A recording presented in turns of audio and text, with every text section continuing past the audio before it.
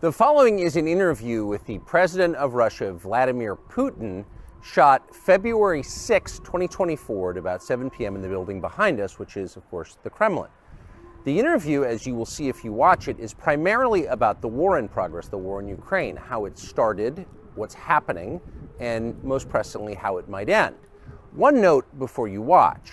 At the beginning of the interview, we asked the most obvious question, which is, why did you do this? Did you feel a threat, an imminent physical threat?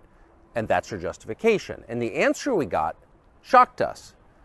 Putin went on for a very long time, probably half an hour, about the history of Russia going back to the 8th century. And honestly, we thought this was a filibustering technique and found it annoying and interrupted him several times. And he responded he was annoyed by the interruption. But we concluded in the end, for what it's worth, that it was not a filibustering technique. There was no time limit on the interview. We ended it after more than 2 hours. Instead, what you're about to see seemed to us sincere, whether you agree with it or not. Vladimir Putin believes that Russia has a historic claim to parts of Western Ukraine.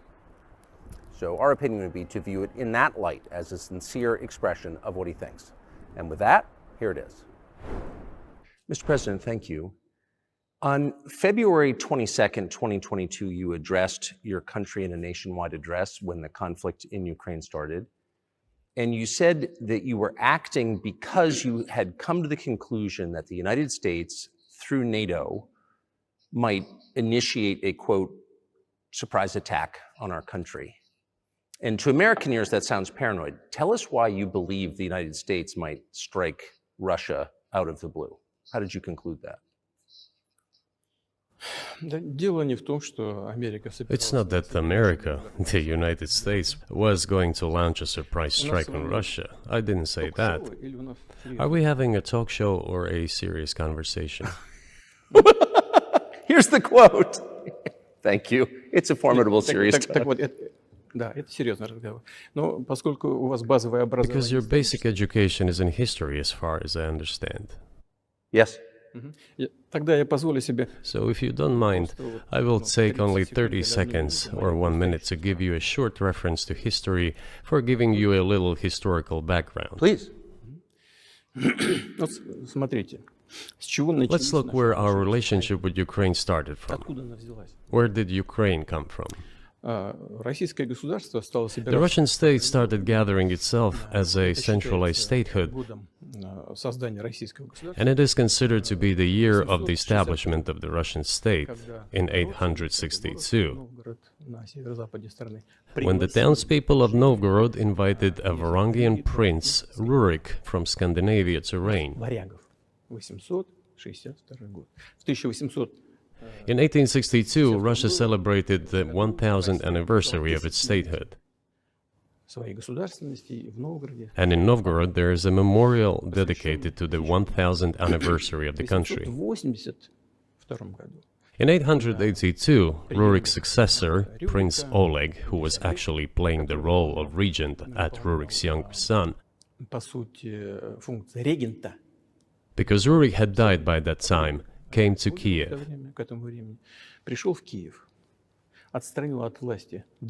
He ousted two brothers who apparently had once been members of Rurik's squad. So Russia began to develop with two centers of power, Kiev and Novgorod.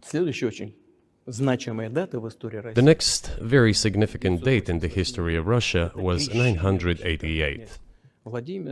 This was the baptism of Russia, when Prince Vladimir, the great-grandson of Rurik, baptized Russia and adopted Orthodoxy, or Eastern Christianity. From this time, the centralized Russian state began to strengthen. Why? Because of the single territory, integrated economic ties, one and the same language, and, after the baptism of Russia, the same faith and rule of the prince. The centralized Russian state began to take shape. Back in the Middle Ages, Prince Yaroslav the Wise introduced the order of succession to a throne. But after he passed away, it became complicated for various reasons. The throne was passed not directly from father to eldest son, but from the prince who had passed away to his brother, then to his sons in different lines. All this led to the fragmentation and the end of Rus as a single state. There was nothing special about it. The same was happening then in Europe.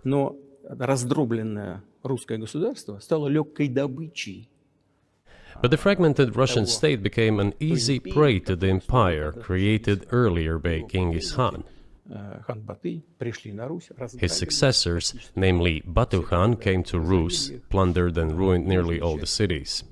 The southern part, including Kiev, by the way, and some other cities, simply lost independence, while northern cities preserved some of their sovereignty. They had to pay tribute to the horde, but they managed to preserve some part of their sovereignty. And then a unified Russian state began to take shape with its center in Moscow. The southern part of Russian lands, including Kiev, began to gradually gravitate towards another magnet, the center that was emerging in Europe. This was the Grand Duchy of Lithuania. It was even called the Lithuanian-Russian Duchy, because Russians were a significant part of this population. They spoke the old Russian language and were Orthodox. But then there was a unification, the union of the Grand Duchy of Lithuania and the Kingdom of Poland. A few years later, another union was signed, but this time already in the religious sphere. Some of the Orthodox priests became subordinate to the Pope. Thus, these lands became part of the Polish-Lithuanian state.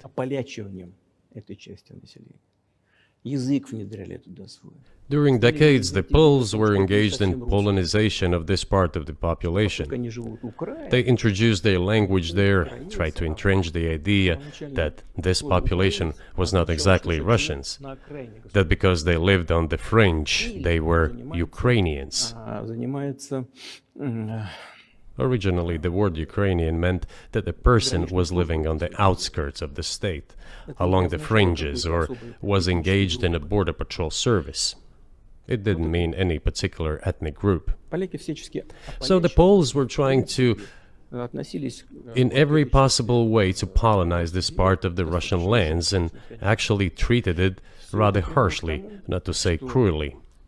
All that led to the fact that this part of the Russian lands began to struggle for their rights. They wrote letters to Warsaw demanding that their rights be observed and people be commissioned here, including to Kiev. I beg your pardon, can you tell us what period? I'm losing track of where in history we are. The Polish oppression of Ukraine. It was in the 13th century.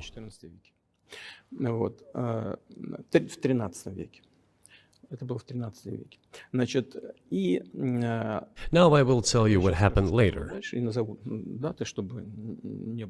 and give the dates so that there is no confusion. And in 1654, even a bit earlier,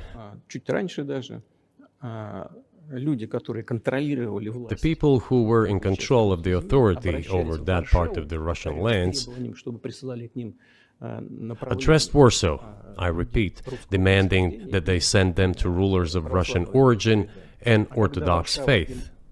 When Warsaw did not answer them, and in fact rejected their demands, they turned to Moscow, so that Moscow took them away. So that you don't think that I'm inventing things, I'll give you these documents. Well, it doesn't sound like you're inventing it. I'm not sure why it's relevant to what happened 2 years ago. But still, these are documents from the archives, copies. Here are the letters from Bogdan Khmelnytsky, the man who then controlled the power in this part of the Russian lands that is now called Ukraine. He wrote to Warsaw demanding that their rights be upheld.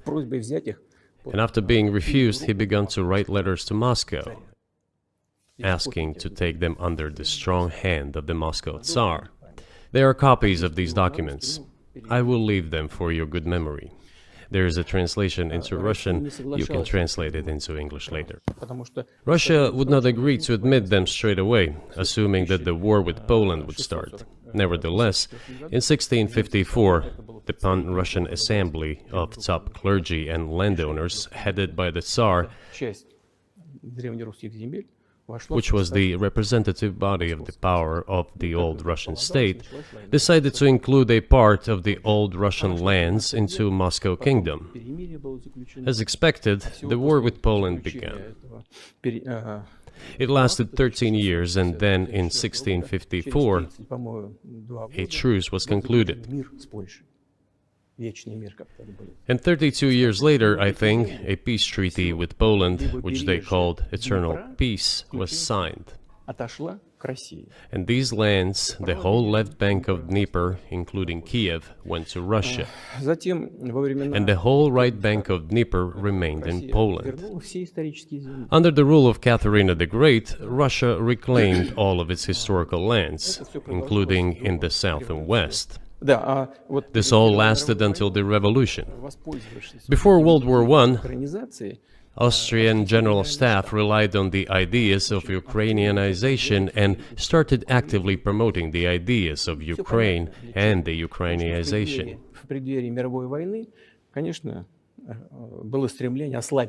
Their motive was obvious. Just before World War I, they wanted to weaken the potential enemy and secure themselves favorable conditions in the border area. So the idea which had emerged in Poland that people residing in that territory were allegedly not really Russians, but rather belonged to a special ethnic group, Ukrainians, started being propagated by the Austrian General Staff. As far back as the 19th century, theorists calling for Ukrainian independence appeared. All those, however, claimed that Ukraine should have a very good relationship with Russia. They insisted on that. After the 1917 revolution, the Bolsheviks sought to restore the statehood, and the civil war began, including the hostilities with Poland. In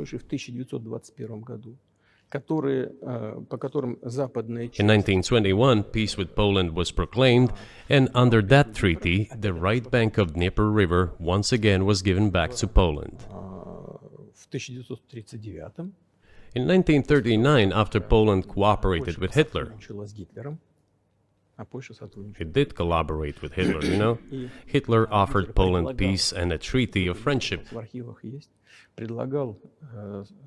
an alliance demanding in return that Poland give back to Germany the so-called Danzig corridor, which connected the bulk of Germany with East Prussia and Königsberg.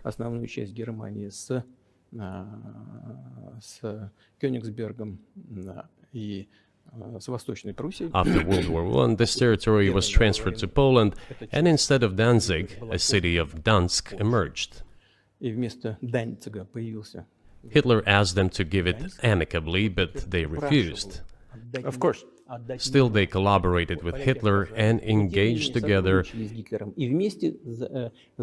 the partitioning of Czechoslovakia. But may I ask you, you're making the case that Ukraine, certainly parts of Ukraine, Eastern Ukraine, is in effect Russia, has been for hundreds of years.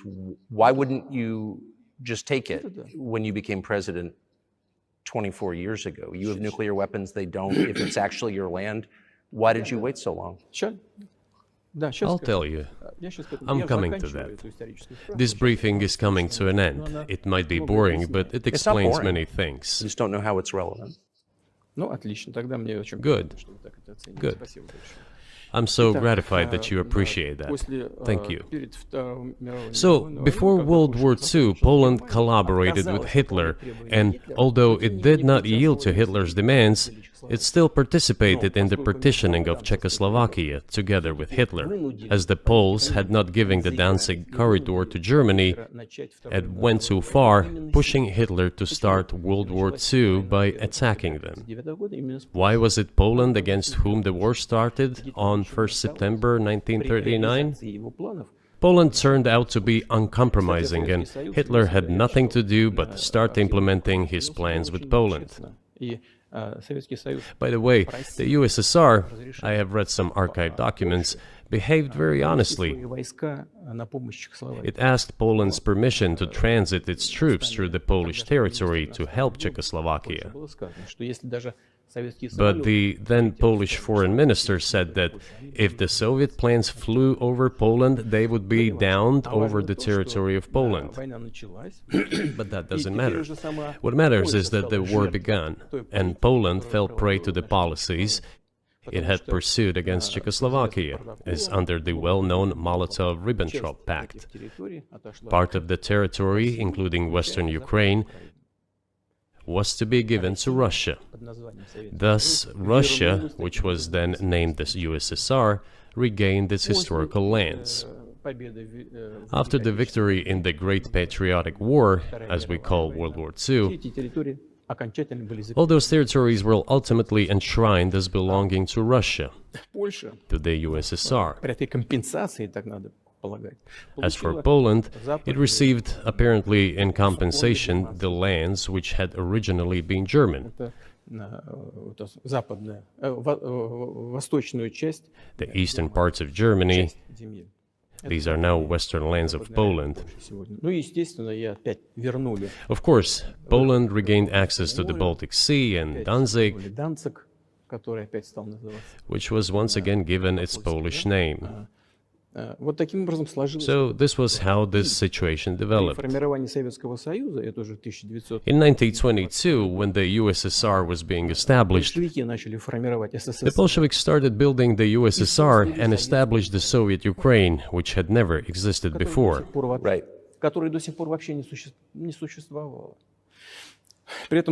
Stalin insisted that those republics be included in the USSR as autonomous entities. For some inexplicable reason, Lenin, the founder of the Soviet state, insisted that they be entitled to withdraw from the USSR. And again, for some unknown reasons, he transferred to that newly established Soviet Republic of Ukraine some of the lands together with people living there, even though those lands had never been called Ukraine, and yet they were made part of that Soviet Republic of Ukraine. Those lands included the Black Sea region, which was received under Catherine the Great, and which had no historical connection with Ukraine whatsoever. Even if we go as far back as 1654, when these lands returned to Russian Empire, that territory was the size of 3 to 4 regions of modern Ukraine, with no Black Sea region. That was completely out of the question. In 1654. Exactly.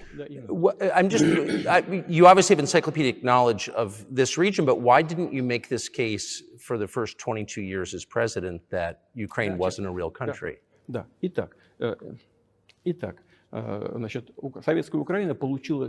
The Soviet Union was given a great deal of territory that had never belonged to it, including the Black Sea region. At some point, when Russia received them as an outcome of the Russo-Turkish Wars, they were called New Russia or Novorossiya. But that does not matter. What matters is that Lenin, the founder of the Soviet state, established Ukraine that way. For decades, the Ukrainian Soviet Republic developed as part of the USSR. And for unknown reasons, again, the Bolsheviks were engaged in Ukrainianization. It was not merely because the Soviet leadership was composed to a great extent of those originating from Ukraine. Rather, it was explained by the general policy of indigenization pursued by the Soviet Union. Same things were done in other Soviet republics. This involved promoting national languages and national cultures, which is not bad in principle. That is how the Soviet Ukraine was created. After the World War II, Ukraine received, in addition to the lands that had belonged to Poland before the war, part of the lands that had previously belonged to Hungary and Romania. So Romania and Hungary had some of their lands taken away and given to the Soviet Ukraine, and they still remain part of Ukraine. So in this sense, we have every reason to affirm that Ukraine is an artificial state that was shaped at Stalin's will. Do you believe Hungary has a right to take its land back from Ukraine, and that other nations have a right to go back to their 1654 borders?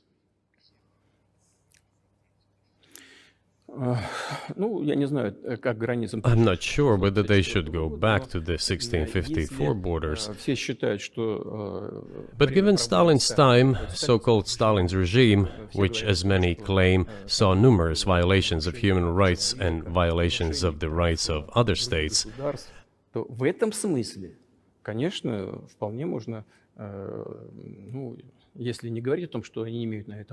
one may say that they could claim back those lands of theirs while having no right to do that.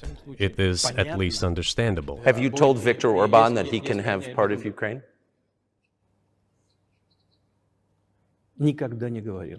Never. I have never told him, not a single time. We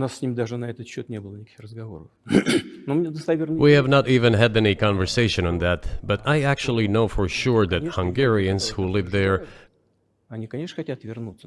wanted to get back to their historical land. Moreover, I would like to share a very interesting story with you. I digress, it's a personal one. Somewhere in the early 80s, I went on a road trip in a car from then Leningrad across the Soviet Union through Kiev, made a stop in Kiev, and then went to western Ukraine. I went to the town of Beregovoye, and all the names of towns and villages there were in Russian and in a language I did not understand, in Hungarian. In Russian and in Hungarian. Not in Ukrainian, in Russian and in Hungarian. I was driving through some kind of village and there were men sitting next to the houses and they were wearing black three-piece suits and black cylinder hats. I asked, are they some kind of entertainers? I was told, no, they were not entertainers, they're Hungarians. I said, what are they doing here? What do you mean? This is their land, they live here. This was during the Soviet time in the 1980s. They preserved the Hungarian language, Hungarian names, and all their national costumes. They are Hungarians and they feel themselves to be Hungarians. And of course, when now there is an infringement...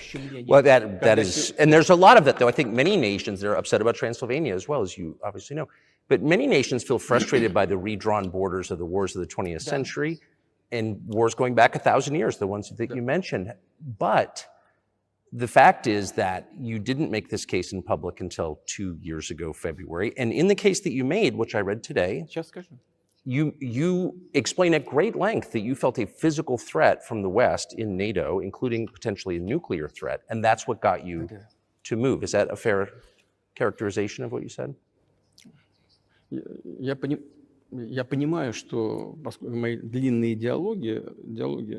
I understand that my long speeches probably fall outside of the genre of the interview.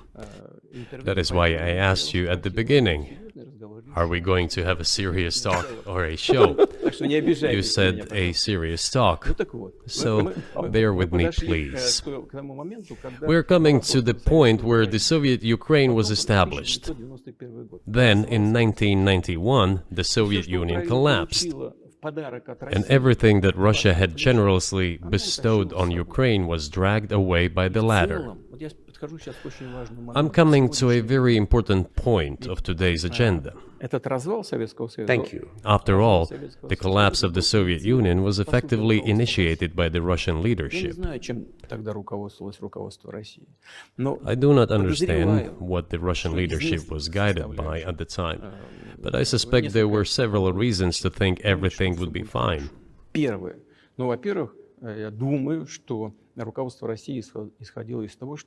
First, I think that then Russian leadership believed that the fundamentals of the relationship between Russia and Ukraine were, in fact, a common language. More than 90% of the population there spoke Russian.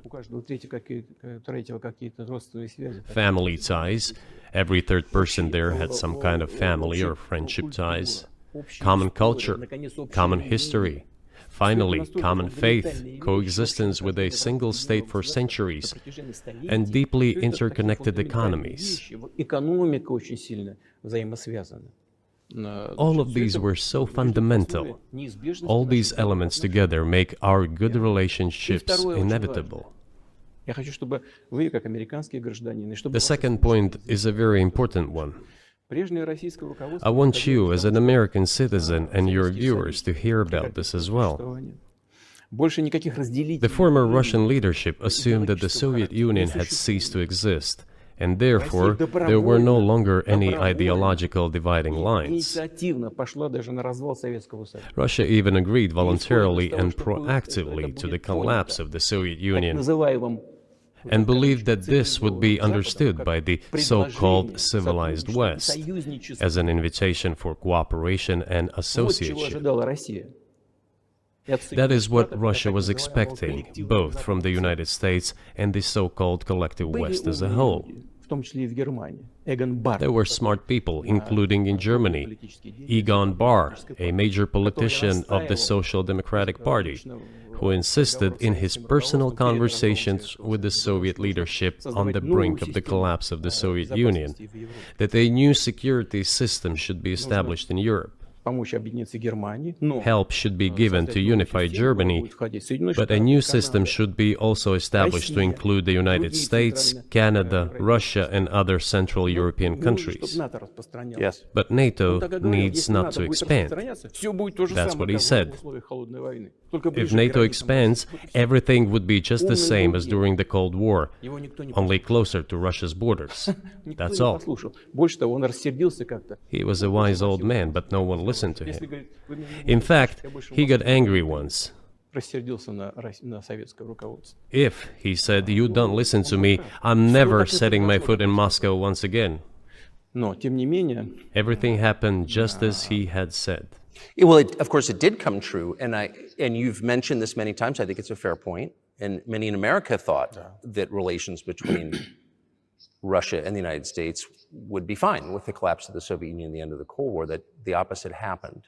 But you've never explained why you think that happened, except to say that the West fears a strong Russia, but we have a strong China the West does not seem very afraid of. What about Russia, do you think, convinced policymakers they had to take it down? The West is afraid of strong China more than it fears a strong Russia, because Russia has 150 million people and China has 1.5 billion population, and its economy is growing by leaps and bounds, or 5% a year. It used to be even more. But that's enough for China. As Bismarck once put it, potentials are the most important. China's potential is enormous. It is the biggest economy in the world today in terms of purchasing power parity and the size of the economy. It has already overtaken the United States quite a long time ago, and it is growing at a rapid clip. Let's not talk about who is afraid of whom. Let's not reason in such terms. And let's get into the fact that after 1991, when Russia expected that it would be welcomed into the brotherly family of civilized nations, nothing like this happened. You tricked us. I don't mean you personally when I say you. Of course, I'm talking about the United States. The promise was that NATO would not expand eastward, but it happened 5 times. There were 5 waves of expansion. We tolerated all that. We were trying to persuade them. We were saying, please don't. We are as bourgeois now as you are. We are market economy and there is no communist party power. Let's negotiate. Moreover, I have also said this publicly before. There was a moment when a certain rift started growing between us. Before that, Yeltsin came to the United States. Remember, he spoke in Congress and said the good words. God bless America. Everything he said were signals. Let us in. Remember the developments in Yugoslavia before the Yeltsin was lavished with praise? As soon as the developments in Yugoslavia started, he raised his voice in support of Serbs, and we couldn't but raise our voices for Serbs in their defense. I understand that there were complex processes underway there, I do, but Russia could not help raising its voice in support of Serbs, because Serbs are also a special and close to us nation, with Orthodox culture and so on. It's a nation that has suffered so much for generations. Well, regardless, what is important is that Yeltsin expressed his support. What did the United States do? In violation of international law and the UN Charter, it started bombing Belgrade. It was the United States that let the genie out of the bottle.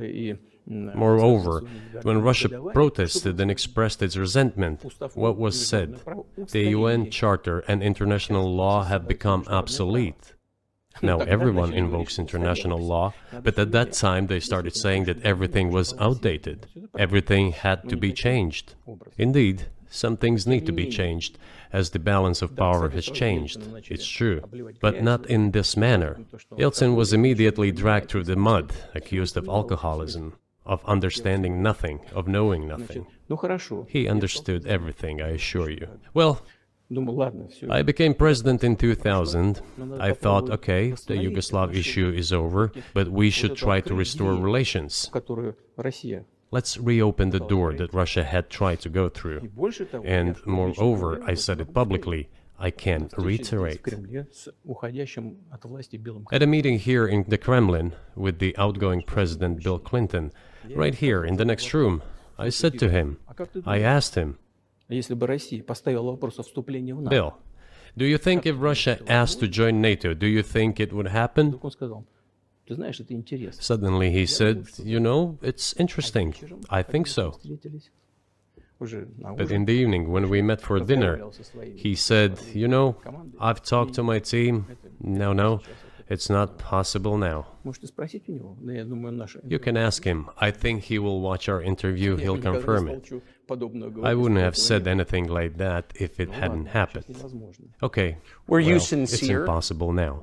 Would you have joined NATO? Look, I asked the question, is it possible or not? And the answer I got was no. If I was insincere in my desire to find out what the leadership position was... But if he had said yes, would you have joined NATO? If he had said yes, the process of rapprochement would have commenced, and eventually it might have happened, if we had seen some sincere wish on the other side of our partners. But it didn't happen. Well, no means no. Okay, fine. Why do you think that is? Just to get to motive, I know you're clearly bitter about it, I understand, but why do you think the West rebuffed you then? Why the hostility? Why did the end of the Cold War not fix the relationship? What motivates this from your point of view? You said I was bitter about the answer. No, it's not bitterness. It's just a statement of fact. We're not bride and groom, bitterness, resentment. It's not about those kind of matters in such circumstances. We just realized we weren't welcome there, that's all. Okay, fine. But let's build relations in another manner. Let's look for common ground elsewhere. Why we received such a negative response, you should ask your leaders. I can only guess why. Too big a country with its own opinion and so on. And the United States, I've seen how issues are being resolved in NATO. I will give you another example now concerning Ukraine. The US leadership exerts pressure, and all NATO members obediently vote, even if they do not like something. Now, I'll tell you what happened in this regard with Ukraine in 2008, although it's being discussed. I'm not going to open a secret to you, say anything new. Nevertheless, after that we tried to build relations in different ways. For example, the events in the Middle East, in Iraq. We were building relations with the United States in a very soft, prudent, cautious manner. I repeatedly raised the issue that the United States should not support separatism or terrorism in the North Caucasus. But they continue to do it anyway. And political support, information support, financial support, even military support came from the United States and its satellites for terrorist groups in the Caucasus. I once raised this issue with my colleague, also the President of the United States. He says, "It's impossible. Do you have proof?" I said, "Yes." I was prepared for this conversation, and I gave him that proof. He looked at it, and you know what he said? "I apologize, but that's what happened." I'll quote. He says, "Well, I'm gonna kick their ass." We waited and waited for some response. There was no reply. I said to the FSB director, "Write to the CIA, what is the result of the conversation with President?" He wrote once, twice, and then we got a reply. We have the answer in the archive. The CIA replied, "We have been working with the opposition in Russia. We believe that this is the right thing to do, and we will keep on doing it." Just ridiculous. Well, okay. We realized that it was out of the question. Forces in opposition to you. So you're saying the CIA is trying to overthrow your government? Of course, they meant in that particular case the separatists, the terrorists who fought with us in the Caucasus. That's who they called the opposition. This is the second point. The third moment is a very important one. Is the moment when the US missile defense system was created. The beginning. We persuaded for a long time not to do it in the United States. Moreover, after was invited by Bush Jr.'s father, Bush Sr., to visit his place on the ocean, I had a very serious conversation with President Bush and his team. I proposed that the United States, Russia, and Europe jointly create a missile defense system that, we believe, if created unilaterally, threatens our security, despite the fact that the United States officially said that it was being created against missile threats from Iran. That was the justification for the deployment of the missile defense system.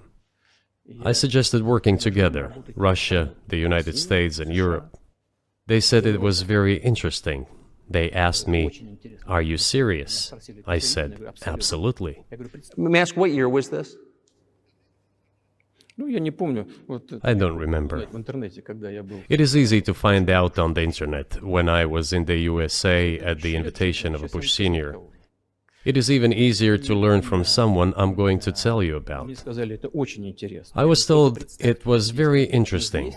I said, just imagine if we could tackle such a global strategic security challenge together. The world would change. We'll probably have disputes, probably economic and even political ones, but we could drastically change the situation in the world. He says yes, and asks, "Are you serious?" I said, "Of course. We need to think about it," I'm told.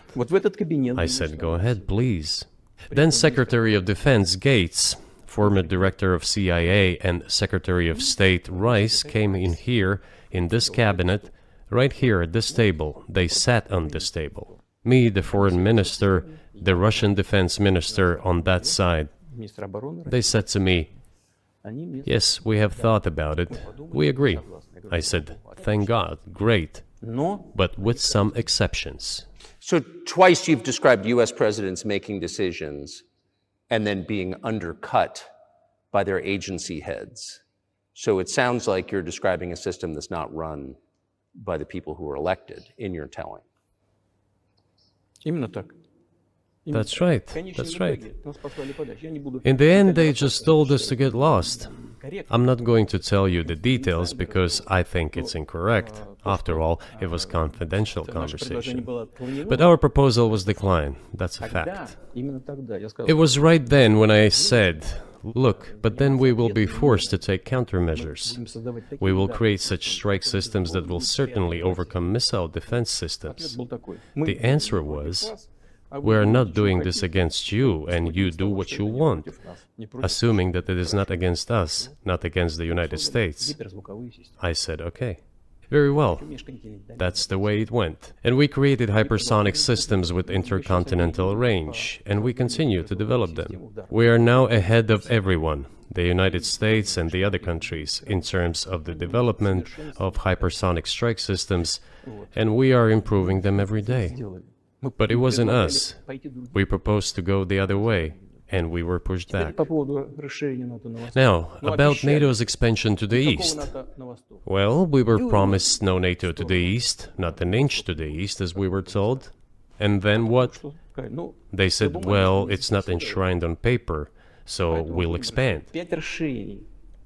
So there were 5 waves of expansion, the Baltic states, the whole of Eastern Europe, and so on. And now I come to the main thing. They have come to the Ukraine, ultimately. In 2008, at the summit in Bucharest, they declared that the doors for Ukraine and Georgia to join NATO were open. Now about how decisions are made there. Germany, France seem to be against it, as well as some other European countries.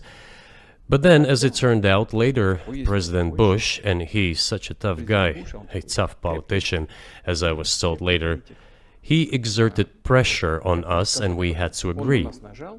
It's ridiculous, it's like kindergarten. Where are the guarantees? What kindergarten is this? What kind of people are these? Who are they? You see, they were pressed, they agreed.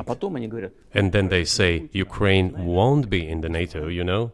I say, I don't know. I know you agreed in 2008. Why won't you agree in the future? Well, they pressed us then. I say, why won't they press you tomorrow? And you'll agree again. Well, it's nonsensical. Who's there to talk to? I just don't understand. We're ready to talk. But with whom? Where are the guarantees? None. So they started to develop the territory of Ukraine. Whatever is there, I have told you the background, how this territory developed, what kind of relations there were with Russia. Every second or third person there has always had some ties with Russia. And during the elections, in already independent, sovereign Ukraine, which gained its independence as a result of the Declaration of Independence, and by the way, it says that Ukraine is a neutral state, and in 2008, suddenly the doors or gates to NATO were open to it. Oh, come on. This is not how we agreed. Now, all the presidents that have come to power in Ukraine, they relied on electorate with a good attitude to Russia in one way or the other. This is the southeast of Ukraine. This is a large number of people. And it was very difficult to dissuade this electorate, which had a positive attitude towards Russia. Viktor Yanukovych came to power, and how? The first time he won after President Kuchma, they organized a third round, which is not provided for in the constitution of Ukraine. This is a coup d'etat. Just imagine, someone in the United States wouldn't like the outcome. In 2014? Before that. No, this was before that. After President Kuchma, Viktor Yanukovych won the elections. However, his opponents did not recognize that victory. The US supported the opposition, and the third round was scheduled. What is this? This is a coup. The US supported it, and the winner of the third round came to power. Imagine if in the US something was not to someone's liking, and the third round of election, which the US Constitution does not provide for, was organized. Nonetheless, it was done in Ukraine. Okay, Viktor Yushchenko, who was considered a pro-Western politician, came to power. Fine, we have built relations with him as well. He came to Moscow with visits. We visited Kiev. I visited too. We met in an informal setting. If he's pro-Western, so be it. It's fine. Let people do their job. The situation should have developed inside the independent Ukraine itself. As a result of Kuchma's leadership, things got worse and Viktor Yanukovych came to power after all. Maybe he wasn't the best president and politician, I don't know.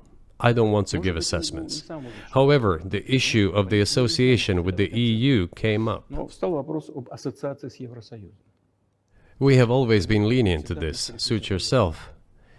But when we read through the Treaty of Association, it turned out to be a problem for us, since we had a free trade zone and open customs borders with Ukraine, which under this association had to open its borders for Europe, which could have led to flooding of our market. We said, no, this is not going to work. We shall close our borders with Ukraine then. The customs borders, that is. Yanukovych started to calculate how much Ukraine was going to gain, how much to lose, and said to his European partners, I need more time to think before signing. The moment he said that, the opposition began to take destructive steps which were supported by the West. It all came down to Maidan and a coup in Ukraine. So he did more trade with Russia than with the EU. Ukraine did. Of course. It's not even the matter of trade volume, although for the most part it is. It is the matter of cooperation ties, which the entire Ukrainian economy was based on. The cooperation ties between the enterprises were very close since the times of the Soviet Union. One enterprise there used to produce components to be assembled both in Russia and Ukraine and vice versa. They used to be very close ties. A coup d'etat was committed, although I shall not delve into details now, as I find doing it inappropriate, the US told us. Calm Yanukovych down, and we will calm the opposition.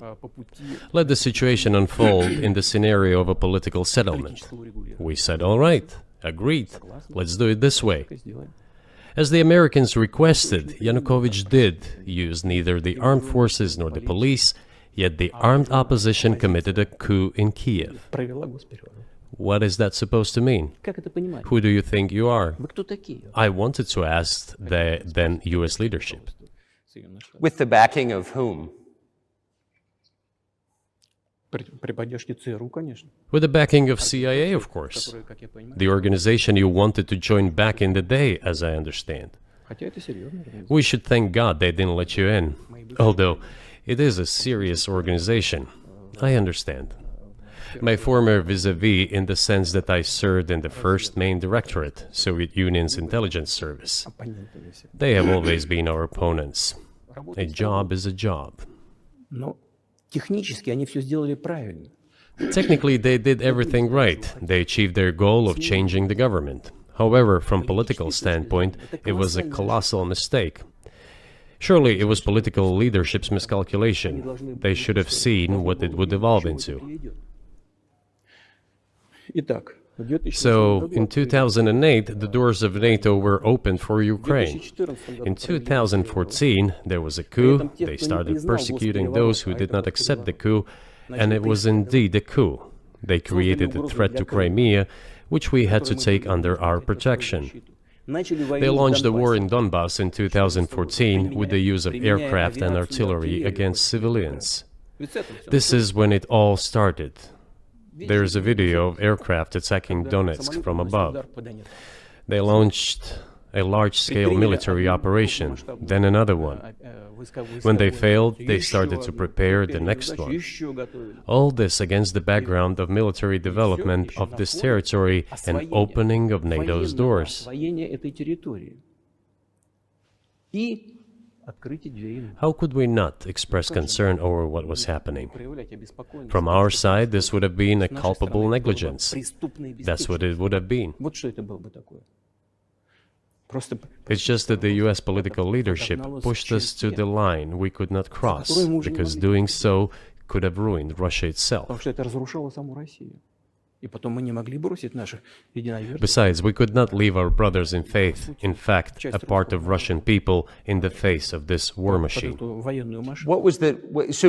that was 8 years before the current conflict started. So what was the trigger for you? What was the moment where you decided you had to do this?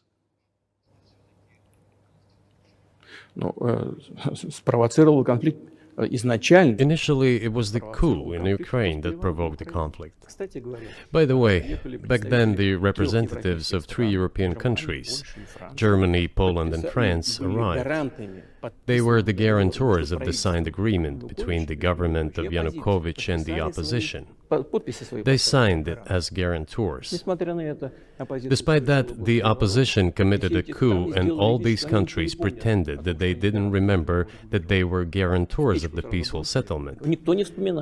They just threw it in the stove right away, and nobody recalls that. I don't know if the US know anything about the agreement between the opposition and the authorities, and its three guarantors who, instead of bringing this whole situation back in the political field, supported the coup. Although it was meaningless, believe me, because President Yanukovych agreed to all conditions. He was ready to hold an early election, which he had no chance of winning, frankly speaking. Everyone knew that. Then why the coup? Why the victims? Why threatening Crimea? Why launching an operation in Donbass? This I do not understand. That is exactly what the miscalculation is. CIA did its job to complete the coup. I think one of the deputy secretaries of state said that it cost a large sum of money, almost 5 billion. But the political mistake was colossal. Why would they have to do that? All this could have been done legally, without victims, without military action, without losing Crimea. We would have never considered to even lift a finger if it hadn't been for the bloody developments on Maidan. Because we agreed with the fact that after the collapse of the Soviet Union, our borders should be along the borders of former Union's republics. We agreed to that. But we never agreed to NATO's expansion, and moreover, we never agreed that Ukraine would be in NATO. We did not agree to NATO bases there without any discussion with us. For decades, we kept asking, don't do this, don't do that. And what triggered the latest events? Firstly, the current Ukrainian leadership declared that it would not implement the Minsk agreements, which had been signed, as you know, after the events of 2014 in Minsk, where the plan of peaceful settlement in Donbass was set forth. But no, the current Ukrainian leadership, foreign minister, all other officials, and then president himself said that they don't like anything about the Minsk agreements. In other words, they were not going to implement it. A year or a year and a half ago, former leaders of Germany and France said openly to the whole world that they indeed signed the Minsk agreements, but they never intended to implement them. They simply led us by the nose. Was there anyone for you to talk to? Did you call a U.S. President's Secretary of State and say, if you keep militarizing Ukraine with NATO forces, this is going to be we're going to act?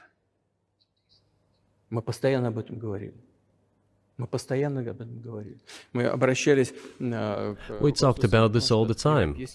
We addressed the United States and European countries' leadership to stop these developments immediately, to implement the Minsk agreements. Frankly speaking, I didn't know how we were going to do this, but I was ready to implement them. These agreements were complicated for Ukraine. They included lots of elements of those Donbass territories' independence. That's true. However, I was absolutely confident, and I'm saying this to you now. I honestly believe that if we managed to convince the residents of Donbass, and we had to work hard to convince them to return to the Ukrainian statehood, then gradually the wounds would start to heal. When this part of territory reintegrated itself into a common social environment, when the pensions and social benefits were paid again, all the pieces would gradually fall into place. No, nobody wanted that. Everybody wanted to resolve the issue by military force only. But we could not let that happen. And the situation got to the point when the Ukrainian side announced, no, we will not do anything. They also started preparing for military action. It was they who started the war in 2014. Our goal is to stop this war. And we did not start this war in 2022. This is an attempt to stop it. Do you think you've stopped it now? I mean, have you achieved your aims? No, we haven't achieved our aims yet, because one of them is denazification. This means the prohibition of all kinds of neo-Nazi movements. This is one of the problems that we discussed during the negotiation process, which ended in Istanbul early this year.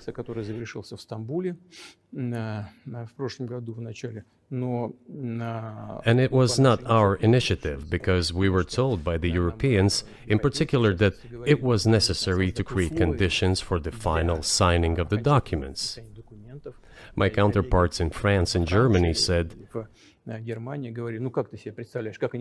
"How can you imagine them signing a treaty with a gun to their heads? The troops should be pulled back from Kiev." I said, "All right." We withdrew the troops from Kiev. As soon as we pulled back our troops from Kiev, our Ukrainian negotiators immediately threw all our agreements reached in Istanbul into the bin and got prepared for a long-standing armed confrontation with the help of the United States and its satellites in Europe. That is how the situation has developed, and that is how it looks now.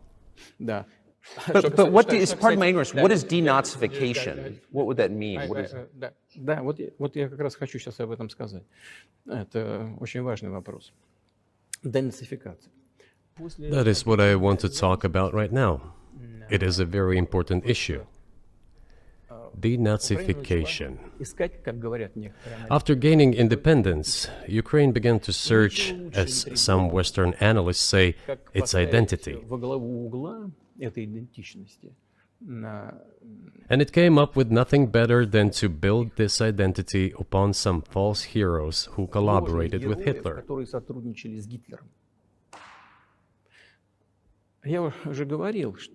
I have already said that in the early 19th century, when the theorists of independence and sovereignty of Ukraine appeared, they assumed that an independent Ukraine should have very good relations with Russia.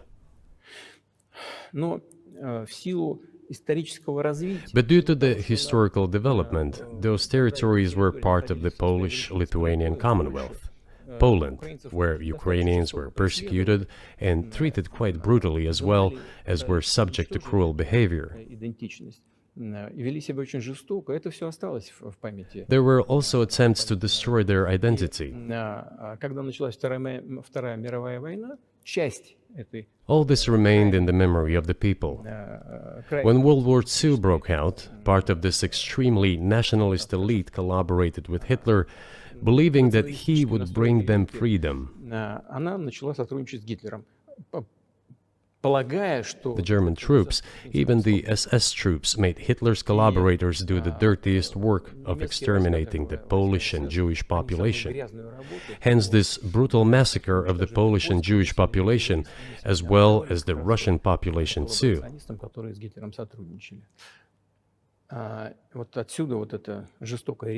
This was led by the persons who are well known, Bandera, Shukevich. It was those people who were made national heroes. That is the problem. And we are constantly told that nationalism and neo-Nazism exist in other countries as well.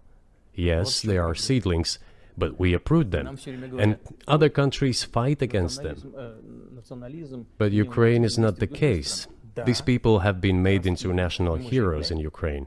Monuments to those people have been erected. They are displayed on flags. Their names are shouted by crowds that walk with torches, as it was in Nazi Germany.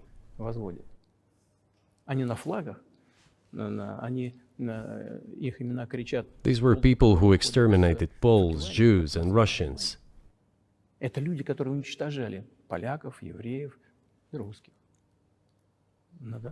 It is necessary to stop this practice and prevent the dissemination of this concept. I say that Ukrainians are part of the one Russian people. They say, no, we are a separate people. Okay, fine. If they consider themselves a separate people, they have the right to do so, but not on the basis of Nazism, the Nazi ideology. Would you be satisfied with the territory that you have now? Нет, сейчас закончим. Вы же задали вопрос по неонацизму и денацификации. I will finish answering the question. You just asked a question about neo-Nazism and denazification. Замалчивается на Западе. Look, the president of Ukraine visited Canada. The story is well known, but being silenced in the Western countries. Спикер парламента. The Canadian Parliament introduced a man who, as the Speaker of the Parliament said, fought against the Russians during the World War II. Well, who fought against the Russians during the World War II? Hitler and his accomplices.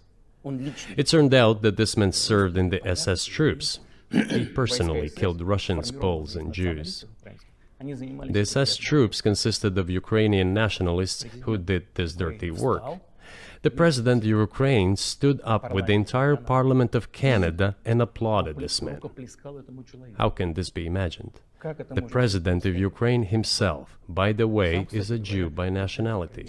Really, my question is, what do you do about it? I mean, Hitler's been dead for 80 years. Nazi Germany no longer exists. And so, true. And so, I think what you're saying is you want to extinguish or at least control Ukrainian nationalism. But how? How do you do that? Вот послушайте меня.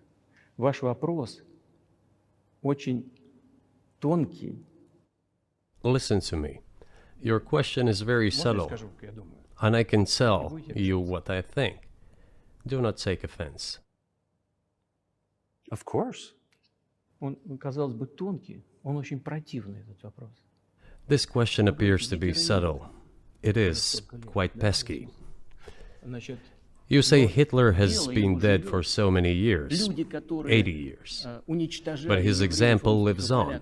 People who exterminated Jews, Russians, and Poles are alive. And the president, the current president of today's Ukraine, applauds him in the Canadian Parliament, gives a standing ovation. Can we say that we have completely uprooted this ideology if what we see is happening today? That is what denazification is in our understanding. We have to get rid of those people who maintain this concept and support this practice and try to preserve it. That is what denazification is. That is what we mean. Right. My question was a little more specific. It was, of course, not a defense of Nazis, neo or otherwise. It was a practical question. You don't control the entire country. You don't control Kiev. You don't seem like you want to. So how do you eliminate a culture or an ideology or feelings or a view of history in a country that you don't control? What do you do about that? А вы знаете, как вам не покажется странным, в ходе переговоров в Стамбуле... You know, as strange as it may seem to you, during the negotiations in Istanbul, we did agree that we have it all in writing. Neo-Nazism would not be cultivated in Ukraine, including that it would be prohibited at the legislative level. Mr. Carlsson, we agreed on that. This, it turns out, can be done during the negotiation process. And there's nothing humiliating for Ukraine as a modern civilized state. Is any state allowed to promote Nazism? It is not, is it? That is it. Will there be talks, and why haven't there been talks about resolving the conflict in Ukraine, peace talks?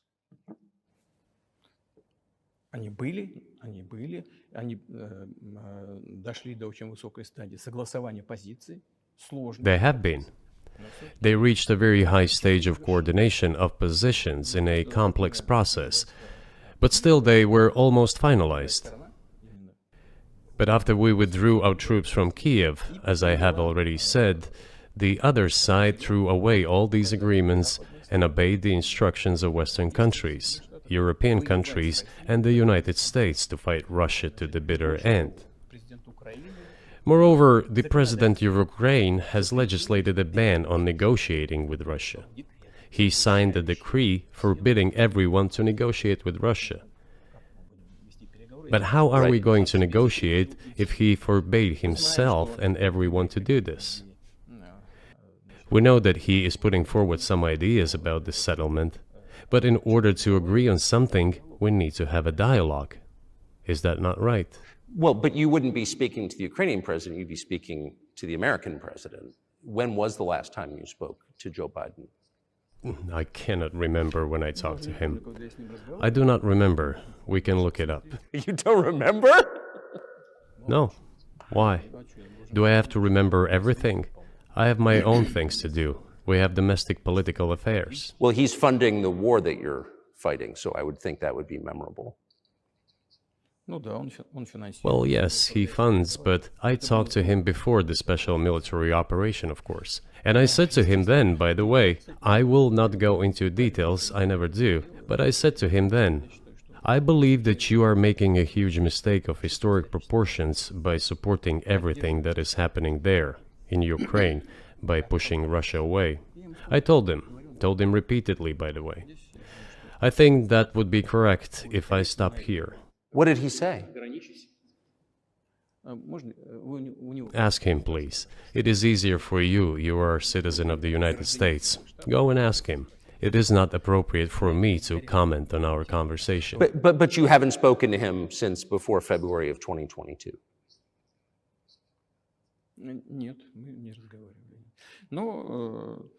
No, we haven't spoken. Certain contacts are being maintained, though. Speaking of which, do you remember what I told you about my proposal to work together on a missile defense system? Yes. You can ask all of them. All of them are safe and sound, thank God. The former president, Condoleezza, is safe and sound, and I think Mr. Gates and the current director of the intelligence agency, Mr. Burns, the then ambassador to Russia, in my opinion, are very successful ambassador. They were all witnesses to these conversations. Ask them. Same here. If you are interested in what Mr. President Biden responded to me, ask him. At any rate, I talked to him about it. I'm definitely interested, but from the outside, it seems like this could devolve or evolve into something that brings the entire world into conflict and could initiate a nuclear launch. And so why don't you just call Biden and say, let's work this out?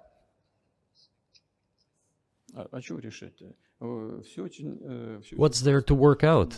It's very simple. I repeat. We have contacts through various agencies. I will tell you what we are saying on this matter and what we are conveying to the US leadership. If you really want to stop fighting, you need to stop supplying weapons. It will be over within a few weeks. That's it. And then we can agree on some terms. Before you do that, stop. What's easier? Why would I call him? What should I talk to him about? Or beg him for what? And what messages do you get back? You're